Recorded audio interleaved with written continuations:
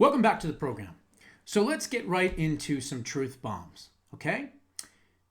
Your federal government and, of course, foreign governments are involved in drug trafficking. They are involved with the cartels, and they are getting paid by the cartels. Now, the reason I say that is because many of them have been operating in Washington, D.C., right under the nose of the White House. And they've been doing it for decades. What President Trump is doing right now is getting rid of the crime in D.C. and in other big blue cities. But he's also doing something else. He's also disrupting the drug cartels that are operating in these big blue cities. Washington, D.C. is a cesspool for drug cartels, drug trafficking. As a matter of fact, a lot of the drugs come in through the southern border, and they are then dispersed through the Midwest and to other areas of the country. But the financial backers of those drug cartels are all wearing Armani suits, well-dressed criminals in Washington, D.C. Now, we've also have heard the rumors that many of these other countries, especially the country next to us on our south, as well as Central American countries, are all run and infested with drug cartels, with maybe the exception of course, El Salvador, as Nayib has really done a great job. Nayib Bukele, the president of El Salvador, he has cleaned up the drug problems in his country, and he is a model for other Central American countries to follow. But Mexico to our south still has a major problem, and that problem is about to blow up on an international scale. What I'm going to play you is a very brave Mexican senator. Her name is Lily Tellez. And Lily Tellez was on Fox News talking to, what's her name? Julia Campos, I think her name is, Sean Duffy's wife. And this is the conversation that they had. Shocking details. Senator Tellez, welcome to Fox Noticias. I'm just going to get right to it. Is Mexico a narco state? Yes, it is. And we all Mexicans know about it. And Mexicans are afraid of the alliance between the Mexican government and the cartels that have infested our nation. Can you explain this alliance between the president, her party, the Morena party, and the cartels? Yes, the party has financed, has given, the cartels have given so much money to these politicians, narco politicians of Morena, to get into office, to get the power. So they protect. The Mexican government protects the cartels. That is why President Sheinbaum doesn't want the strong American leadership to help Mexico defeat the cartels.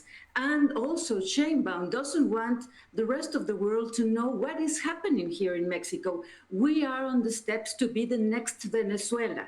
She is aligned with Venezuela's dictator, with Cuba, and we are losing our country.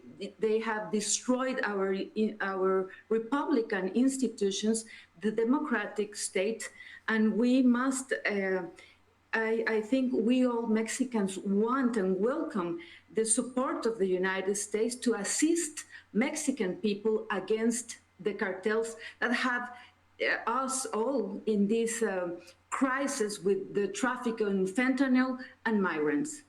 So her response to this, and I know this because her spokesperson came on our show in response to your interview. By the way, her name is Rachel Campos, my correction. And they say, well, we just turned over 26 cartel members. We're working, we're sharing intelligence. What are they not doing? And why is she so resistant? She sort of speaks out of two sides of her mouth. We're working with you, Trump. And then she's chastising you for saying we need more help from the United States to crush the cartels. because she really doesn't want the help of the United States. She is lying to Mexican people, telling Mexican people that the United States will get in control of the whole country. Right. I never listened such nonsense from President Trump. What we have listened is that President Trump wants to help Mexican people against the cartels. Mexican people are suffering. So what they do is very, very little. We have huge narco politicians here in the Senate, in the presidents, We have huge narco politicians.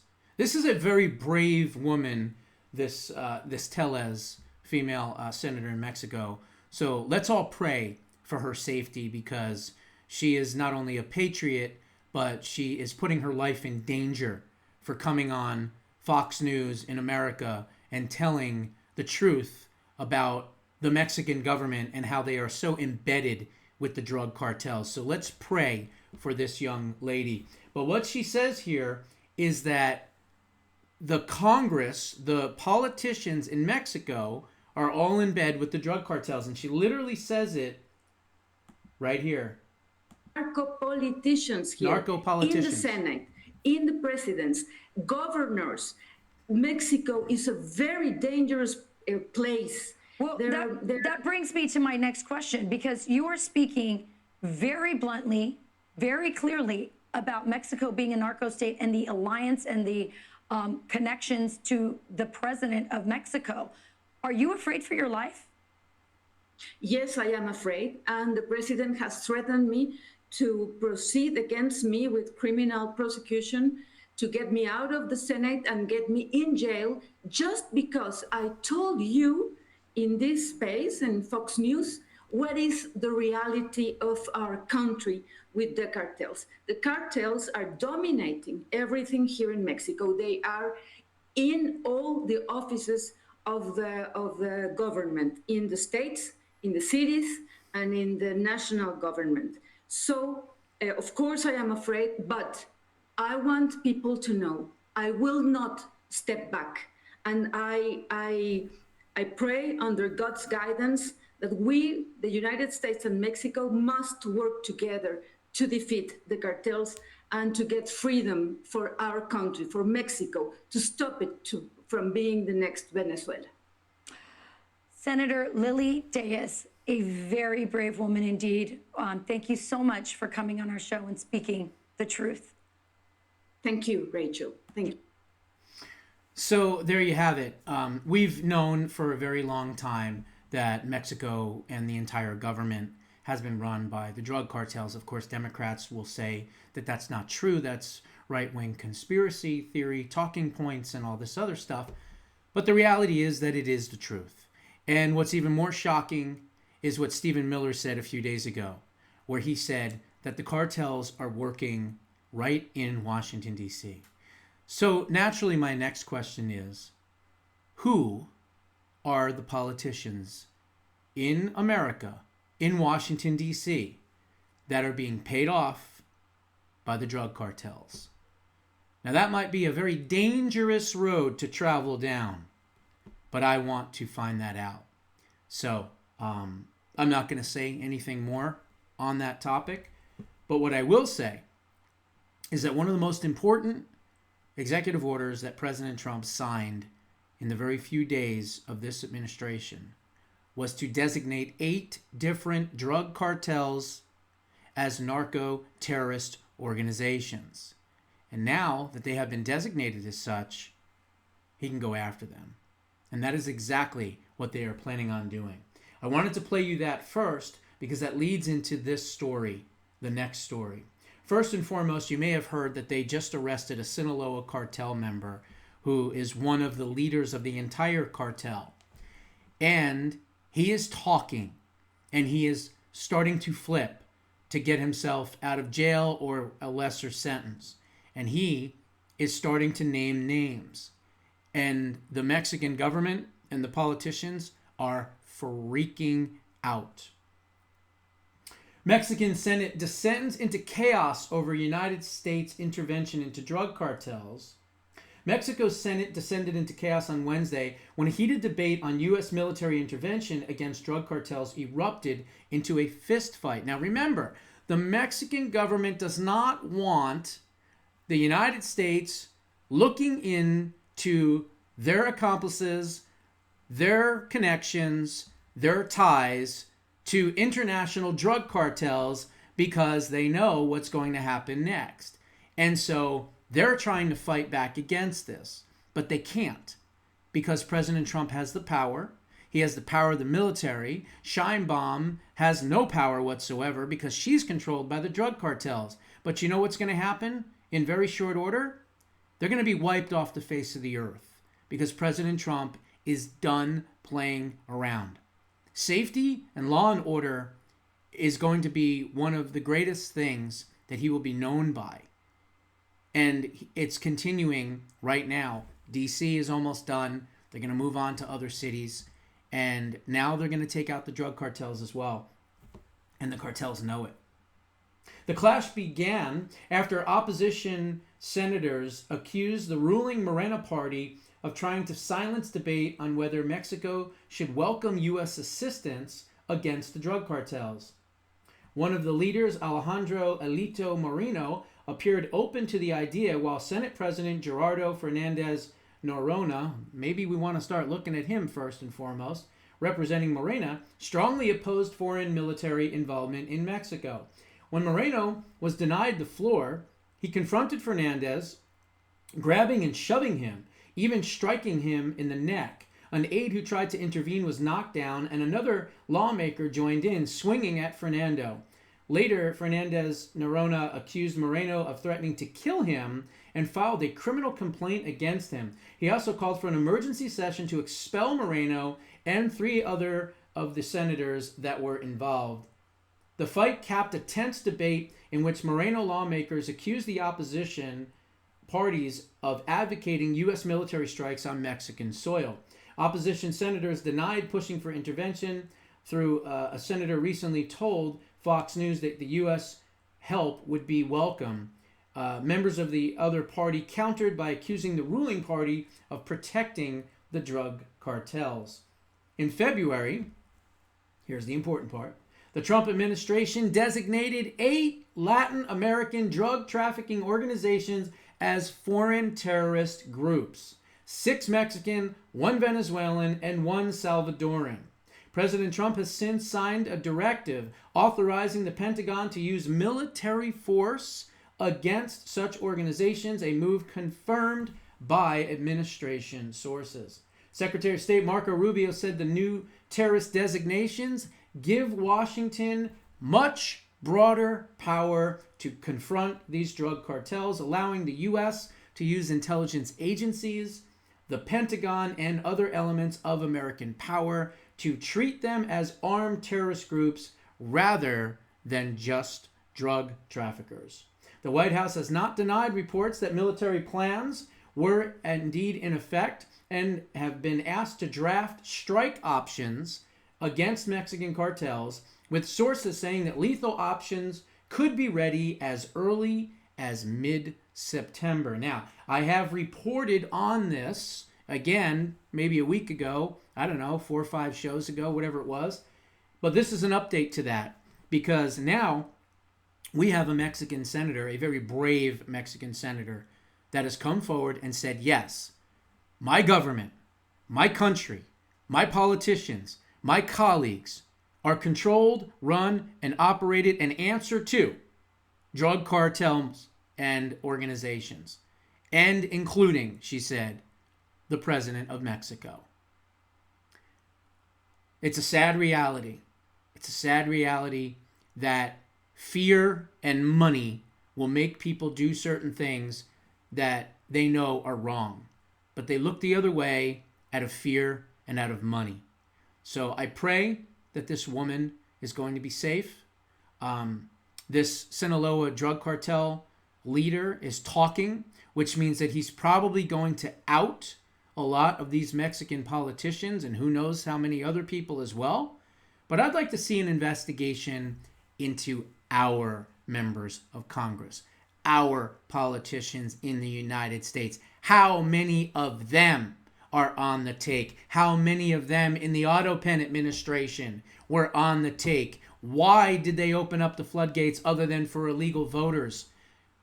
Were they paid by the Mexican drug cartels to open up those borders? Is there correspondence? Is there emails? Is there documentations?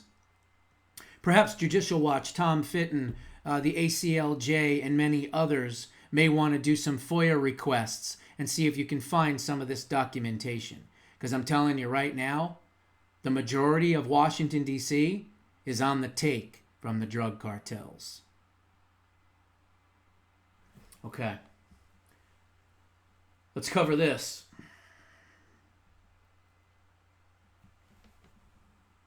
Okay.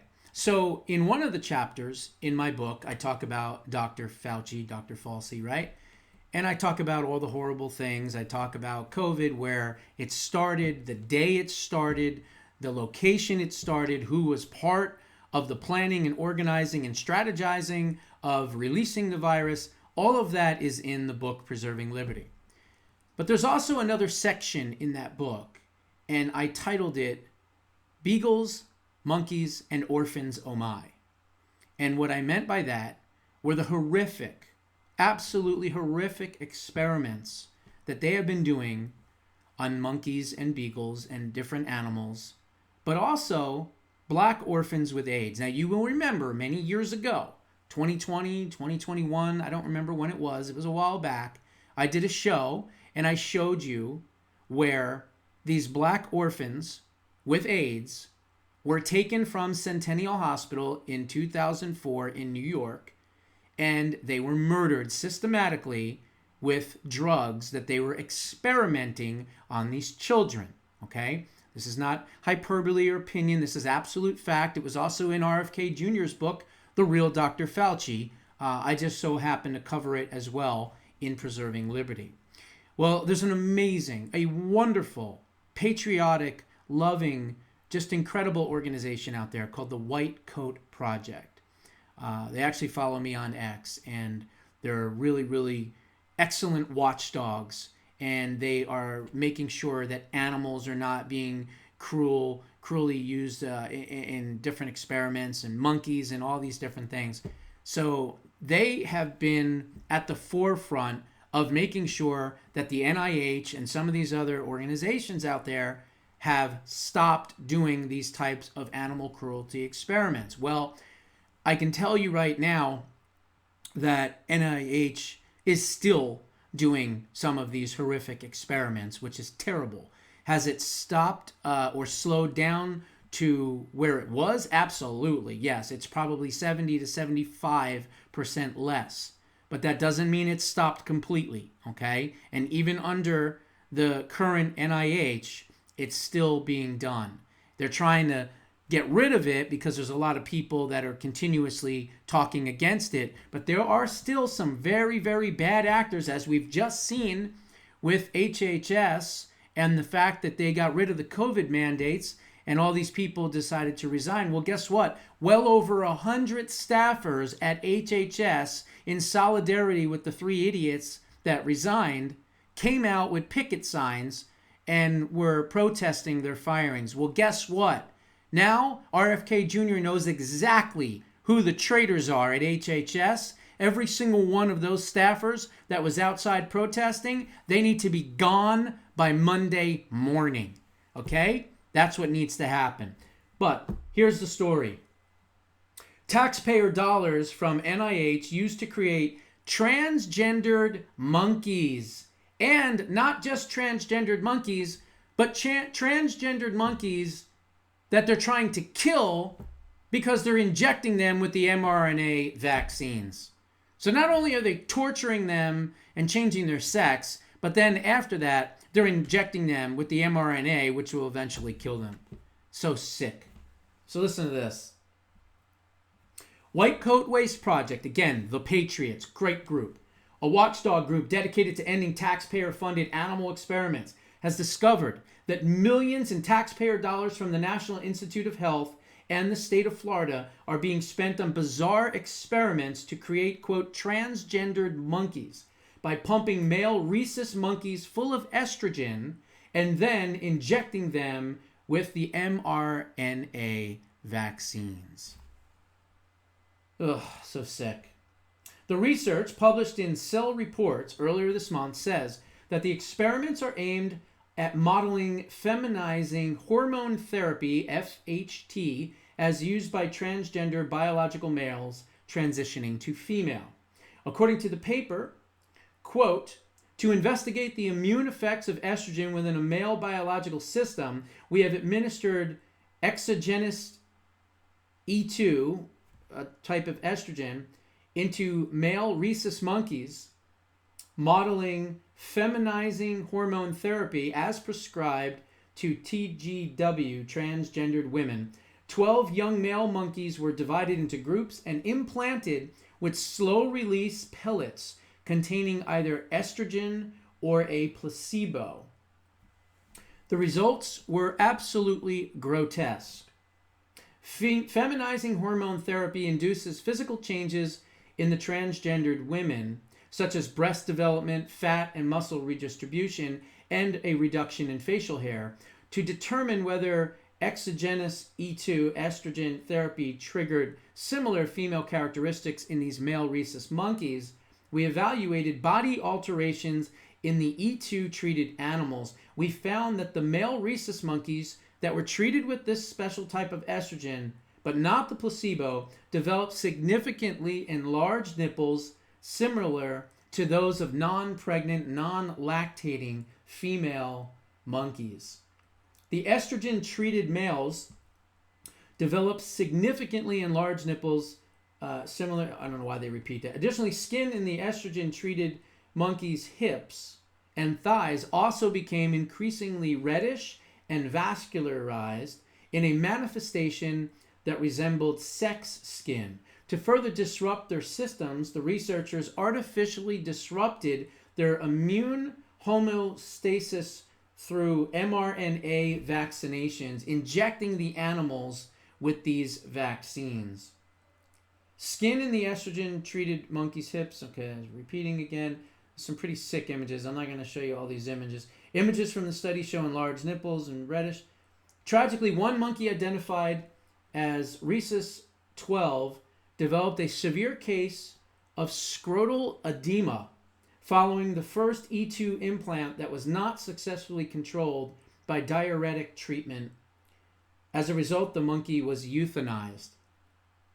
Funding for this disturbing project came from 4 NIH grants totaling over 22 million of your taxpayer dollars, 3 of which are still active, including one issued by, you guessed it, Dr. Anthony Fauci in 2020. The grants include, it's a big number, 13.9 to Boston Children's Hospital for a medical functional cure, another big long number and with letters, 4 million to the University of Florida for preventing obstetric HIV infection, and then another long number, 4.1 million to the University of Florida for perinatal HIV prevention, and the expired one, 477,000 to University of Florida specifically for studying immunological effects of transgendered women models. Additional support was provided by the state of Florida through the HIV, AIDS, and Emerging Infectious Diseases Institute at the University of Miami, which has been sponsored by the Florida Department of Health under contracts totaling millions upon millions of dollars since 2014. The White Coat Waste Project has estimated that the NIH, the National Science Foundation, let me stop right there. The National Science Foundation, okay, I talk about this in Preserving Liberty. The National Science Foundation has nothing to do with science, nothing whatsoever. All they are is a slush fund for experiments, and they are run by globalists, okay? And the National, whatever it's called, the National Science Foundation did experiments on things that I put in the book, like shrimp on a treadmill, lobsters fighting, or squirrels fighting with rattlesnakes, I don't know. So many stupid things that you can't even imagine. Just look them up. They're all in here. I listed about 10 or 12 of them. I can't remember offhand, and I don't want to go through and find it live while I'm doing this in the pages. But the bottom line is they have nothing to do with science. They are nothing but a money laundering slush fund. Okay? So it's estimated that the NIH, the National Science Foundation, the U.S. Department of Agriculture, and other federal agencies have wasted at least $250 million taxpayer dollars on transgender animal lab studies. In response, Republican Representative Nancy Mace has introduced the Trans Mice Act, H.R. 4512, in July, co-sponsored by GOP reps Paul Gosar, who wrote the foreword to Preserving Liberty, Brandon Gill, another awesome new Florida, I think Florida or Texas, I can't remember, congressman, and then, of course, Colorado's Congresswoman Lauren Boebert. The bill, short for Transgendered Research on Animals Now Stops and Money for Ideological Cruelty Eliminated, which I guess is Trans Mice Act, seeks to ban all current and future federal funding for these cruel and unnecessary tests. The legislation follows President Trump's criticism of similar spending in the 2025 State of the Union address, which led to the cancellation of at least 10 NIH grants, saving millions and millions of dollars and sparing thousands of animals their lives and cruel treatment. A group of House Republicans, including Paul Gosar, Boebert, Gill, Mace, Marjorie Taylor Greene, and others, have also recently sent a letter to the House Appropriations Subcommittee on Labor, Health, and Human Services and Education and related agencies, demanding a ban on federally funded transgender animal experiments in the fiscal year 2026 budget. So, pretty sick and twisted things that are still happening at NIH. There is now enough eyeballs there, and now we have Congress involved. So hopefully they're going to start to stop it, phase it all out, and things like that. These were grants that were issued before Trump took over, but again, NIH didn't stop all of them. They allowed some of them to continue. And so that is the issue, and that is the problem. And I hope that RFK Jr. understands that he has people in his agency that are subversives.